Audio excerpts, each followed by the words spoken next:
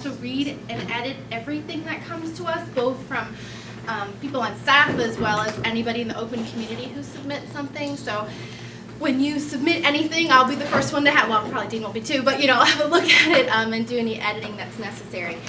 I want to take just a minute to tell you kind of where I come from and how that translates to the TheDigitel. For the past almost 8 years, I've been on the edit team for babycenter.com. It's the top parenting website. It's owned by Johnson & Johnson. It's a huge machine of a site with like 250 employees. It's international and in like, I don't know, 18 countries or so. I've seen that site evolve from what we started the internet with, which was kind of a resource, kind of like the online encyclopedia. We'd go to read long, huge articles about really meaty subjects.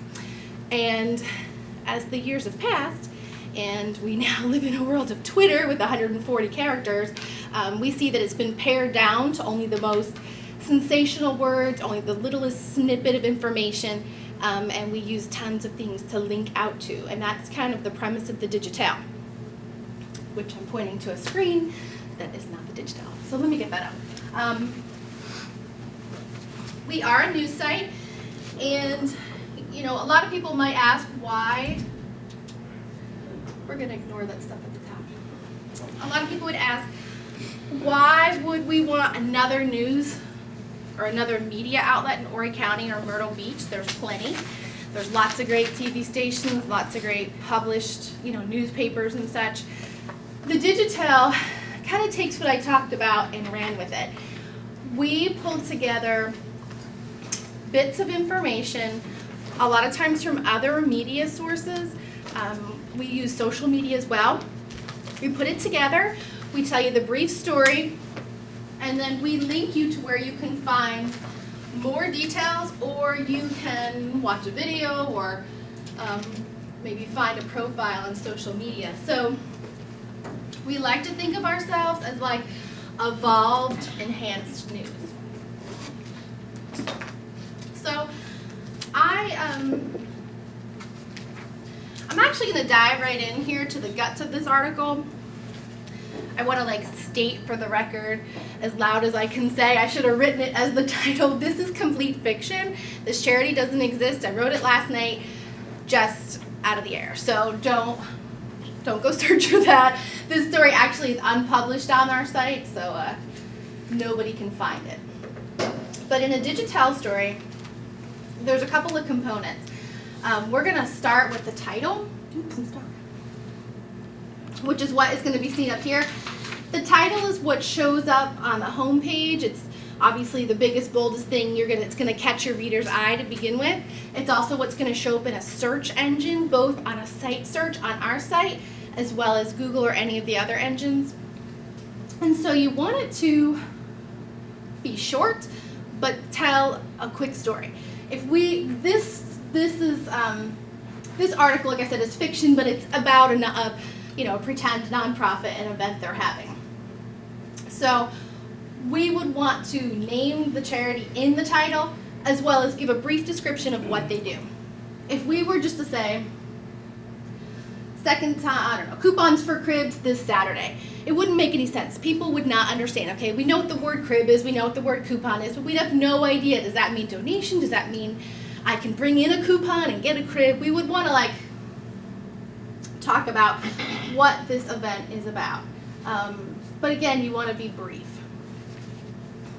This chunk, this opening few sentences, it's going to be about 2 to 3 sentences.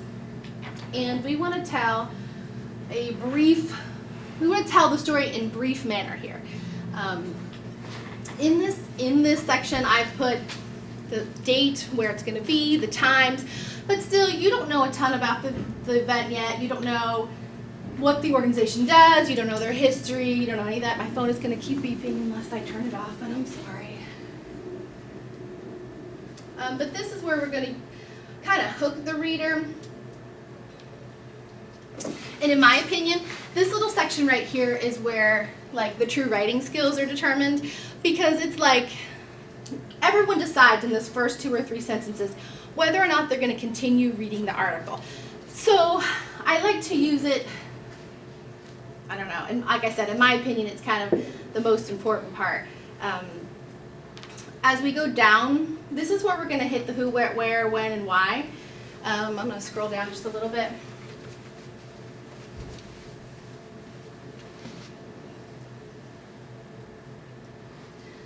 This article, just for fun, I'm just going to scroll down and show you. This article is a bit longer than what normally appears on the TheDigitel. Typically when we report news, it's about 150 to 200 words. This one I think was more like 400 or so. But I think you shouldn't get too hung up when you're writing your article on how many words there are. I mean, you don't want to go up to like 1,000 because that is like a solid chunk of meat article, and a lot of people will lose focus or interest halfway through. But still, it's important to tell the story. So I would really want to encourage you not to get too hung up on how long it is or how short it is. But just keep in mind when you talk about going to the shorter end of the spectrum, that it needs to still tell a complete story.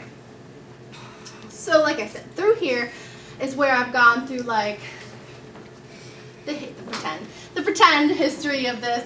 I've included like a quote from the pretend owner of the organizer of this nonprofit. Through here is the history and what they do.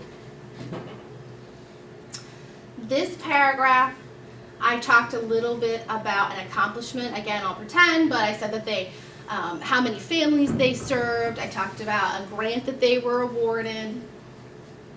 And throughout, down here is where I kind of wrap it up.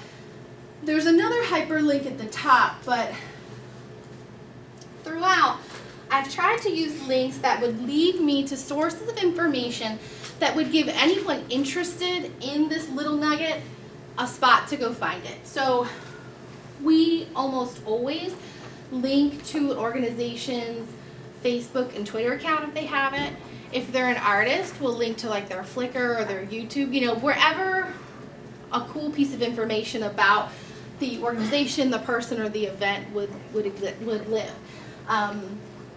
Here, when I say they're always looking for volunteers, donations, and new businesses to partner with, these are all pretend links, but maybe under volunteers, I would link to like their volunteer application, or if on their web page somewhere, they have a section dedicated to what volunteers can do. For donations, maybe on that same site, they have a list of the top 10 things that they need. And for new businesses to partner with, again, maybe, and I'm sorry, it's all, I always want to make sure everyone knows it's totally pretend, but maybe there's a spot where it talks about what types of businesses they like to partner with, what businesses can offer them, whether it be donations, or in this one I said that they get coupons for donations. Maybe a business would say, we really believe in what you do. We'll give someone who donates 5 items 20% off at Froyo's or whatever. So maybe I'm going to link to a section on their site that talks about that information. The important part here is not inundating your reader with every little detail. Maybe on this charity's website, we hear like 7 testimonials from families that they helped. While that's really cool, compelling information, and maybe something someone who's really interested in the charity wants to read, like quoting it and adding them all to this article is sort of the wrong place for it. It just kind of bogs it down. We're looking for concise but complete, so keep that in your head. The other thing, we struggle a lot with people who submit articles trying to determine what's just information and what's news. In this case, because the organization is having an event coming up real soon, this would be news because it's something that's important to Horry County residents right now. So even if your charity doesn't have an event, like don't let that bother you, that's totally fine. It's still a great resource. It would just be the qualifier for us, what would get featured on our front page or not. That is like the quick and dirty of writing an article. Dean, they've seen your video? Yeah, I posted the video that goes through how to put it on there. Yeah, and that's really awesome, so thank you, and we've shared that with many people. Dean's video we'll go through with you the mechanics of how to submit an article. These are just the pieces. So the one thing also that I want to talk about is where you would find information. I do know, as I looked through the list of nonprofits, some of them have like fantastic, really well built out websites. Some of them have like a Facebook page that a volunteer is updating every month. So there's a really wide variety. If you can link to something, like I said, they have a web page, they have a Facebook page, they have some source of information, please do that. If there isn't a solid source of information, that's okay too. You just might want to contact them, either email or call them on the phone or stop in if they have a storefront. You're also welcome, we do it all the time. I think I have an example. You're also welcome to search the web for other information about them, from other media sources. I'm sorry, I don't have the greatest example, but at TheDigitel, we link to articles that other media has done all the time. The important part is always, no matter what you do, attribute. And does everybody know what I mean when I say that? Attribution? No. Okay, that's cool. I'm glad you said that. It is giving credit to where the work lives. So never, ever on TheDigitel will you see a quote from someone we didn't get, or we didn't link you to where that quote lives. All the time when you flip through stories, you'll see things like find out more or check out more on this WMBF story. Like, it's no shame to us. We know that the larger media outlets in Horry County and elsewhere have a ton of people on their staff. They're out getting the story. We want to say, like, hey, you did a good job, and we're not going to recreate the wheel here. So it's fine to, when you're searching for information about your charity, to link to other stories that have been done about them. I just like plead with you, don't quote the other. I mean, you can pull like a little snippet of information. I wrote one yesterday that had this awesome statistic that I just could not, I had to have it for our story. It was okay. I took a tiny snippet and I said, you can read more about the statistics about domestic violence in this, it might have been Sun News, but this Sun News article. So I linked right to that article, and I took no credit for getting that information. Another place you might look, as I've mentioned before, social media. That's going to be like Facebook or Twitter. A lot of times these charities have like zero money, but they have somebody who's enthusiastic and who loves Facebook. And so that'll be like their major platform for telling us about their events or sharing photos, which is awesome. That's all free reign. You're welcome to use that stuff, but again, you absolutely must attribute it. If you do quote something, you gotta make sure people know that it's not something that you went out and got yourself. Same for photos. We really do not use photos that are from other media sources.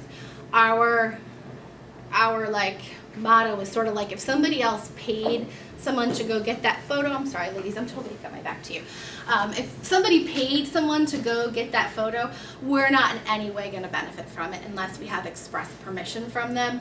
And to be honest, we almost never seek that out. So if you use a photo from Facebook, which has got some looser reins on it from your charity, just make sure, let me scroll down, but in the caption field when you add that photo,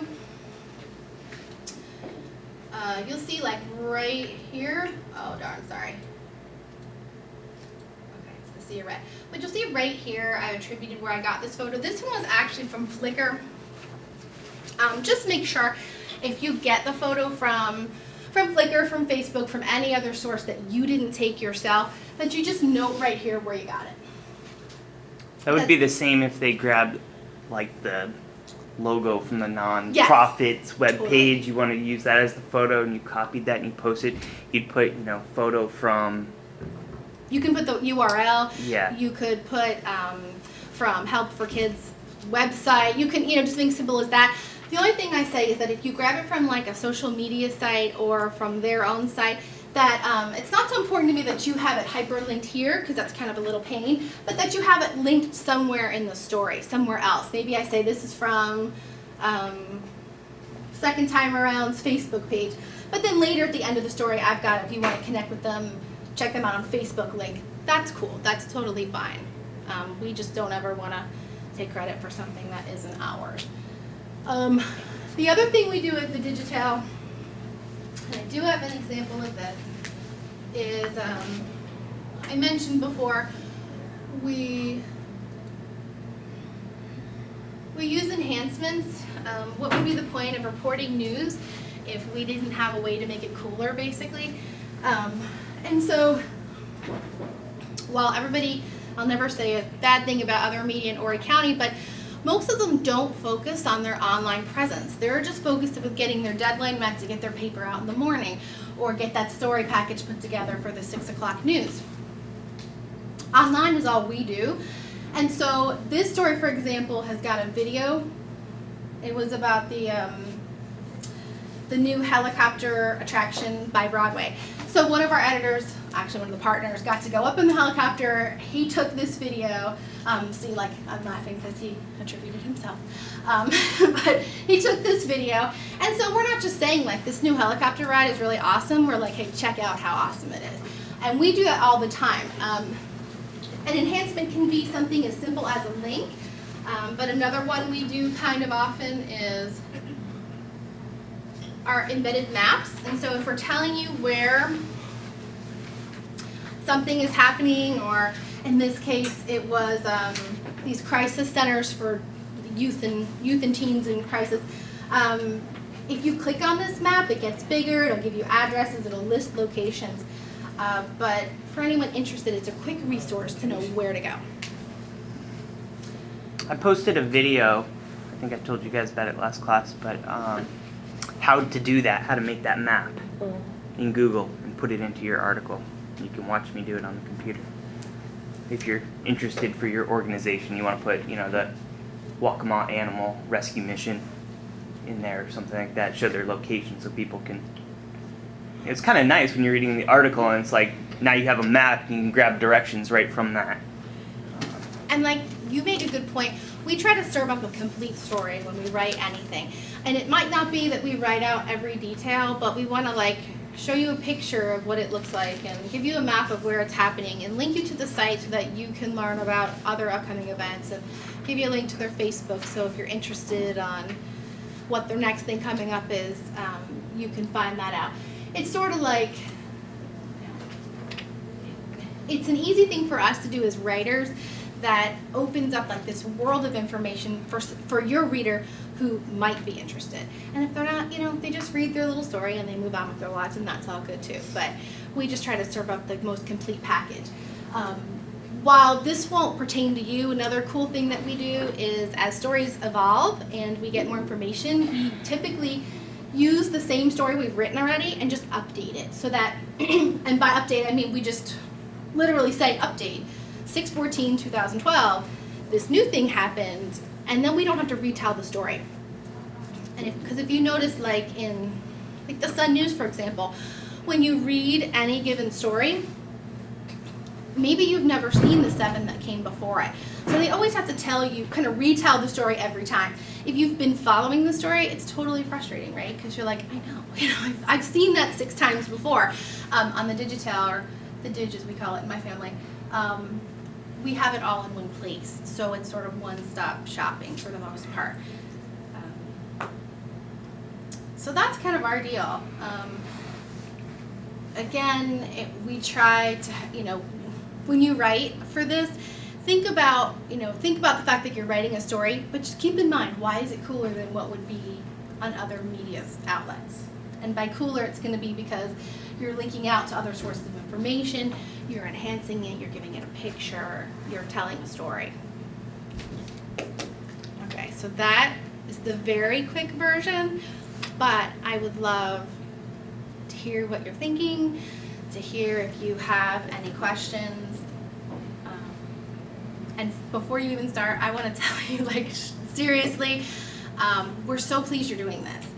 And we're like, extra please, it's about nonprofits, because a lot of times they don't get a lot of media attention unless they have something huge going on, or, you know, good or bad really. And this is an excellent opportunity for us working with you and also putting it online to shed light to some nonprofits that may be of real interest to the community but wouldn't otherwise get coverage. So before we even start questions, I just like sincerely want to thank you.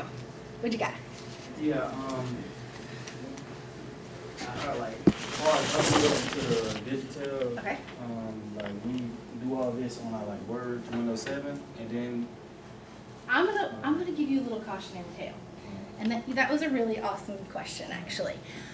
Often, and forgive me if this is going against what you've instructed them to do, often our formatting gets a little messed up if we copy and paste from another source. Even though the text box you'll enter everything in is what we call like a WYSIWYG editor, which means what you see is what you get. Can I share? Yeah, you can. This cart, I'm gonna fall over it. Hope that gets on the video. So like, we've got all the edit controls. This is where you would enter it. And we've got all the edit controls that you're probably pretty familiar with. They're like very, very standard. You can actually click over here, which would open another window, and you could copy and paste straight into, how funny, like I think that you can see where I'm pointing back there. Look up here for a second. You can click right here and copy and paste into what opens. The problem is that a lot of times it gives you some funky formatting, and unless you know HTML, it's a little hard to work that out. It's sort of a pain, but I actually encourage you just to go ahead and compose what you're writing right here. Or at least write it out in Word and have that out and then redo it in here. And I go through this in the video, like your headline goes here, and then as Melissa told you about that little like 2-sentence capsule, I always write that in there and then I highlight it and go to heading 3. Because remember it was like a little bit bigger than the rest of the article. Yeah, and by using that heading setting, you're not trying to figure out what was the font size, how do I get it italic. Right. So watch that video, but then this is a body paragraph, and it's under paragraph. And links, you guys know this from practicing the wiki and stuff like that. You just highlight text, and we go to this little chain link icon, click it, and so when I copied their Facebook page or whatever, I'm going to paste it in there and click insert. You want to make sure whatever the text is actually will describe a little bit of what the link goes to. Like they seek donations, and then maybe you copied that text, clicked on the link icon, and you pasted the link to that part of their page where it talks about, if you want to donate money or goods or whatever, yeah. goods, whatever. Sorry. No, that's awesome. Thank you. All right, does anybody else? Yeah. Okay, you're the editor, so when we go to publish this, you're going to actually go through it and Yep. before it actually shows up on the. Oh, that's a really good question. Okay, we have a process where when you publish something, it does go live immediately, and you'll get a custom URL which will be up here, and it'll be like myrtlebeach.thedigitel.com, and then a chunk of your title will be here. That link is actually live right then, and anybody can see it. The deal is though, unless someone has that URL specifically, they can't find it. And that's just our little one step of protection to make sure it's not so much that something needs editing, it protects us from somebody just writing F you, mother effer, all these horrible things, and it shows up on our front page. So it gives me a chance to review everything. Now what happens is I'll get an email that tells me there's a new story. I will go to it and I'll review it. If it's awesome and it hits our criteria of being worthy of being on our front page, do you mind just going to the home? Oh, sure. So if we decide it's important enough, it has enough details, and it's imperative that people know right now, we'll promote it to our front page. The front page, we make a decision whether or not it falls into this top. Can you just scroll down? I'm sorry. No, Thank you so no, much. And by front page, I mean that it appears down here. And then it also might appear in one of our other category pages. So that's an editor that decides that specifically whether it gets bumped to this front page, but what you publish is immediately available to be viewed online. And the other cool thing is, I'm going to stop making you my banana, and I'll do it because I feel bad. But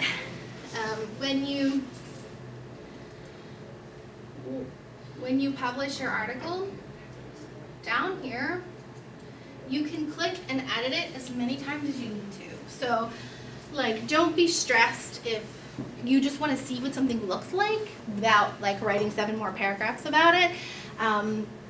Don't be stressed if when you publish it, you see a typo or the formatting's a little funky or you want to add something or change it. Like, no big deal. Edit it as many times as you want. Just like the wiki, there'll be a long history too that you can go back and look at. But I will look at drafts, and I think I told you guys bring in things on Tuesday so we can talk about them and have feedback, so you're not sort of just posting and unsure of what it looks like. And like, we encourage you wholeheartedly to, and I know you're giving Dean a draft, but like, if you want to hop on the site and just kind of play a little bit, like, that doesn't bother us a bit. It's great. It would actually be a pretty bad idea to, like, because I was in college too and I did this as well, it'd be a bad idea at midnight the night before it's due to go try to figure this out. It's not a difficult system to figure out, but like, anything you do for the first time has the potential to throw you a little bit, and you might need some time to work through it. So don't be shy to get on the site, set up an account, just kind of play with writing an article a little bit before what you ultimately have to do is do.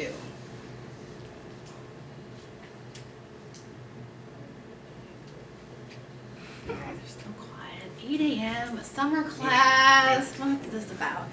Monster hasn't kicked in. All right, so just remember when you write, you're going to want to remember how people digest information on the internet. We do it in small chunks, all of us, and you want to appeal to that. You want to make what you write concise but clear. You want it to tell a full story without including every detail, and you want to lead people to where those details can be found. So you're constantly going to be making decisions on what makes the cut in your article. Oh, I'm sorry. This is one thing that we learned from last semester.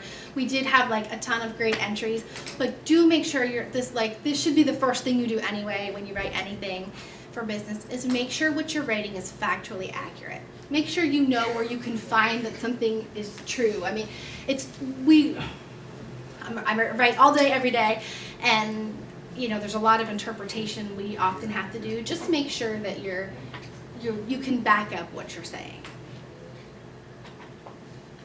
Yeah, I think the one you're referring to is somebody, I think they were using a euphemism or some kind of phrase. They were like, this restaurant has hundreds of beers on tap. It's like, no, they have 16, right? So you want to make sure that everything you're presenting, and I think when you're working with the nonprofits, you're going to be pulling directly from things that you read on their sites. So. Or that you communicate with them about.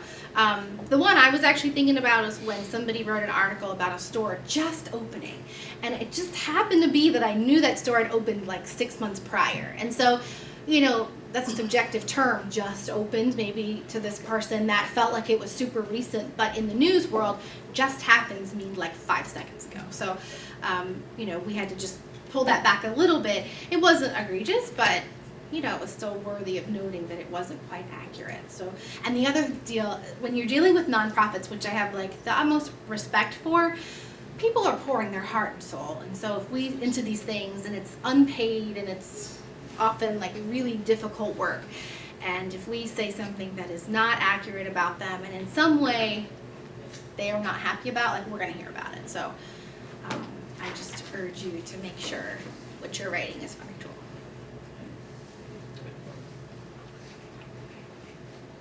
All right, so like, be honest. Does anybody still not really get what the DigiTel is about? Because it took me a while. When the guys the partners approached me about it. I was like, yeah, that's totally cool. Like, I can't wait. I'm excited. And I went home. I'm like, what is this? Like, I don't get it. So, be honest. Like, does anybody not get what is unique about the TheDigitel? Because I'd love to tell you. You guys are just the middleman, right? Between, like, what? Between the story, you have the main story, and you guys report on the story, then you put a link to it where you can read the full story. That's true, and we do, that's a good way to put it. But the way I really want you to look at it is we make it cooler. A lot of times we do a roundup of what other media have reported. We do have, but something important to know, we do have a lot of original stories. And the other thing to know is we have no space to fill. Like, we don't have a 6 o'clock broadcast that needs 2 more stories. So we really pick and choose what we cover. We really like to focus on the positive. I mean, not all news is positive, and so we don't say like, oh no, crime happens. We don't want to touch that. But we like to share the unique, the new, the efforts other people are making in the community to do something positive. So if we don't hit a 10-story we don't have a minimum story per day,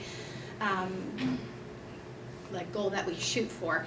But yeah, so we are the middleman. We collect information from other sources to tell a complete story. We live only online, so we enhance it with as many videos or maps or links that would make it more interesting, and we do it in pretty short form. Oh, and we give credit to everybody.